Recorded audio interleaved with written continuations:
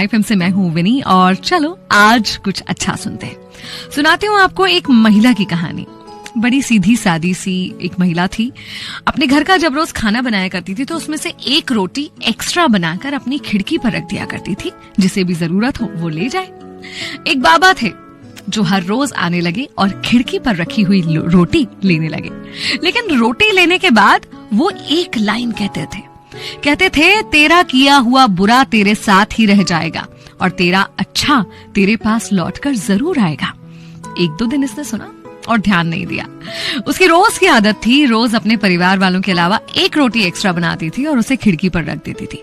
और अब जैसे रूटीन हो गया था कि वो बाबा आएंगे, रोटी को उठाएंगे और उठाकर फिर वही लाइन कहेंगे कि तेरा किया हुआ बुरा तेरे पास ही रह जाएगा और तेरा अच्छा लौटकर तेरे पास वापस जरूर आएगा। कुछ दिन उसने सुना और उसके बाद उस महिला को इरिटेशन होने लगी। बोले, अजीब है ये आदमी, मैं रोज इसके लिए रोटी बनाती हूँ अलग से, आज तक इसने मुझे धन्यवाद तो दिया नहीं, आज तक थैंक यू नहीं बोला, और ये अजीब सा पता नहीं क्या बोलकर जाता है, मैंने किसी का क्या बुरा किया है। और एक दिन इतना चिढ़ गई कि गुस्सा हो गई। बोली, मैं ना इस बूढ़े बाबा से छुटकारा पाने चाहती हूँ। और गुस्से में जहर मिली हुई रोटी उसके लिए बना दी। जहर मिली हुई रोटी बनाकर खिड़की पर रखी ही थी कि अंदर से आवाज आई कि ये मैं क्या कर रही हूँ, मैं किसी की जान ले रही हूँ। तुरंत रोटी उठा ली खिड़की पर से और एक अच्छी रोटी खिड़की पर रख दी।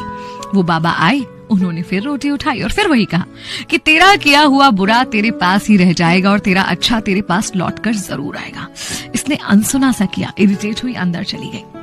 इस औरत का एक बेटा भी था जो कई दिनों से बाहर था। दिन रात उसकी सलामती की कामना करती रहती थी क्योंकि कई दिनों से उससे बात भी नहीं हुई थी। और उस दिन अचानक डोरबेल बजी और सामने क्या देखती है, उसका बेटा खड़ा हुआ है।